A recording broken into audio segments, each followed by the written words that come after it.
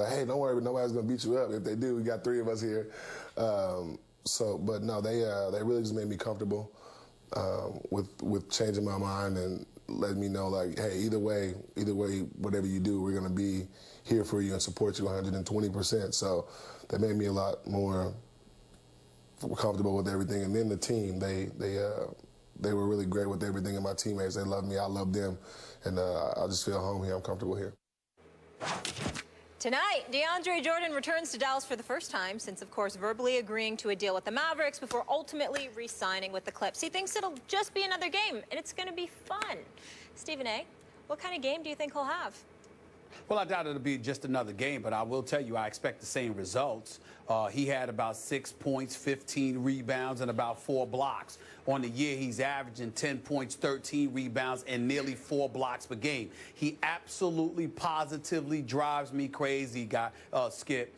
DeAndre Jordan is a good guy, okay? What drives me crazy about him is them damn free throws. Yep. I mean, this guy is shooting 34% from the free throw line, and it just drives me nuts. I mean, you gotta do something. He's got to do something to get his act together at that free throw line because he's just too talented to have this holding him back. He's that much of a difference maker. He patrols the front line. He plays good defense. But he can't hit free throws, and you can't have him in that money time if he can't make free throws. It's just going to destroy everything. And then when you talk about him going against the Dallas Mavericks, let's pump the brakes on this for a second. We all got on DeAndre Jordan, but let's remind the world as to why we did. For one reason and one reason only.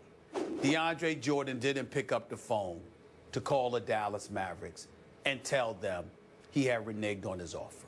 That's all. He has the right to change his mind. He has the right to come to his senses and say, you know what? Do I want to play with J.J. Barea and Darren Williams, or do I want to play with Chris Paul? He has the right to do that, okay? And we all know that. And it may not have been ideal or what have you, but there were some issues going on in L.A., and it wasn't just with Chris Paul. It was with Doc Rivers, too. But everybody made amends. Everybody came together, and obviously he had a change of heart because that bad boy he's playing with, Blake Griffin, averaging 28, 10, and 8, by the way. Let's not forget him. He sat up there and he thought about not just the team, but the friendships that were cultivated. He decided that's where he wanted to stay. The only thing that DeAndre Jordan could be gotten on about is you got to man up, put on your big boy pants, pick up the phone, and call Cuban and them and tell them, look, I'm sorry, but I changed my mind. The fact that he wasn't able to do that, that's the stinging indictment against him because he didn't do what men are supposed to do, but only in that regard. That's it. Outside of that, he's fine. Dallas is only going to boo you because they regret that they don't have you. Because what do they have? An agent Dirk Nowitzki, Mr. Unreliable in Darren Williams, okay? J.J. Barea can play. Chandler Parsons, ultimately, he'll get himself healthy. I mean, but they don't have much, even though they were wise to re-sign my man Rick Carlisle to that 5-year extension. Congratulations to one of the great coaches in the game. But really, they don't have much. So it's just about the Dallas fans booing him because they hate the fact that he's not with them. It's just that he could have handled it better. That's all. It's not that big of a deal. He'll get over it. Just expect to get booed vehemently. Just expect that. But outside of that, so what? He's on a visiting team. So back to Molly's question, you think he'll have a bad game or a good game? No. I think he'll have the same game. About 6, 8, or 10 points. He had 15 rebounds, had 4 blocks the last time around, but he shot 2 of 8 from the free throw line. That sounds about right for a DeAndre Jordan game. Okay, I hear you when you say he's a good guy, but I got to tell you, he is. This was an ugly situation that ensued, and I do not blame Mark Cuban and Mavericks fans, Mark, for encouraging Mavericks fans to boo with all their might tonight because he deserves every decibel of it. He did renege, and I know he didn't pick up the phone and call Mark Cuban, but just reneging on a commitment, it was a terrible thing that happened, and I thought it revealed DeAndre's character or lack thereof in the bigger picture. I'm with you. He made the right choice. He just did it the wrong way. But in the end, now he goes back. They will boo with all their might. I would like to see Rick Carlisle put him on the free throw line at every opportunity, because you don't get nervous when you're playing defense or blocking shots or rebounding, whatever. All the things that he does best aren't nerve-wracking things. So again, he'll put up those kind of numbers. But where the nerves kick in is if you put him out there by himself and they are booing the rafters off. Yeah. Then let's see what he would do. And I think it would give these fans just a little pleasure to pull off the upset tonight, and to do so at his expense when he goes, 3 for 25 from the line or whatever it might be. I think that would be a small degree of revenge or satisfaction for those Maverick fans that got stiffed by him.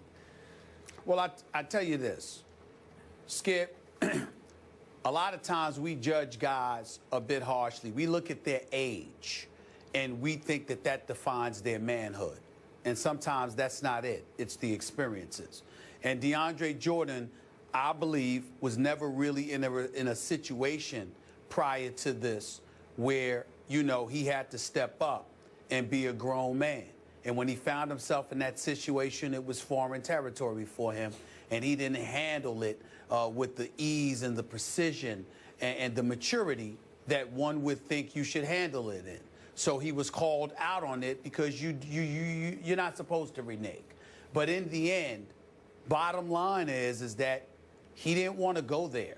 And so, the only thing that he could be condemned for is not that he changed his mind, is that you could have picked up the phone. But Mark Cuban never once said, never once reiterated that he harbored any animosity because DeAndre Jordan changed his mind. It was like, you can't even give me a call. You can't even show me the respect of answering my calls when I was calling you, when Blake Griffin and them were huddled in your home prior to that midnight deadline. Those kind of things. You could have shown due deference and respect to a great owner like Mark Cuban, and you didn't do that. And to me, that's what makes him look even worse. Yep. No question, that was the mishandling. So the punishment tonight might be the free throw line. We shall see. All eyes will be on that game, and also all eyes, of course, on the Heisman watch. Right now, it appears a running back will win, possibly a wide receiver, but which one? We'll get into that when we return. First Take is brought to you by Terminator Genesis. Own it today on Blu-ray, rated PG-13.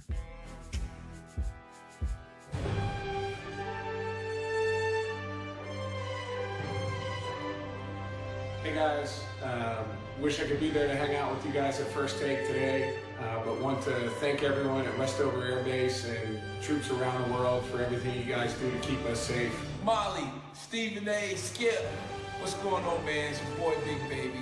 But I want to give a special happy Veterans Day to Westover Air Force Base for everything those guys do, making this country a wonderful place. I appreciate you guys. Much respect, Big Baby. Thanks to Big Baby and Matty Ice for that. We had a blast at Westover Air Reserve Base this week, and we just want to say again, happy Veterans Day to the troops everywhere. We so appreciate you. And one last quick topic before we go. After outrushing Leonard Fournette 210-31 in Alabama's win over LSU, Derrick Henry now holds the top spot in ESPN.com's Heisman Watch. Skip, should Henry be the front runner? Stephen A., I'm going to give a slight edge right now to the little big man from Baylor, Corey Coleman, putting up monster receiver yards for an undefeated team. Would be the first receiver to win this award since our very own Desmond Howard back in 1991. Derrick Henry is right there. I think Ezekiel Elliott is making his case and is just a touch behind there and bringing up the rear, but coming on strongly is Christian McCaffrey from Stanford. Skip Bayless, I'm going to go with the Heisman Watch experts. I think Derrick Henry is #1. Obviously, Coleman can't be ignored. Ezekiel Elliott, I've been watching him, especially with the quarterback issues at Ohio State. He's definitely found a way to continue to do his thing. Yep. When I look at LSU, however, and the way we were talking about Leonard Fournette, how do we go from that to ignoring what happened when he went up against Derrick Henry? The defenses were considered comparable between Alabama and LSU. Leonard Fournette scores rushes for 31 yards, averaging 1.6 yards a carry. Derrick Henry, 210 yards, 38 carries, 5.5 yards a carry with Coke or Bateman as your quarterback. To me, there's nothing to talk about here. If Derrick Henry continues to do this, he's the Heisman winner. That'll do it for us. Thanks so much for being with us.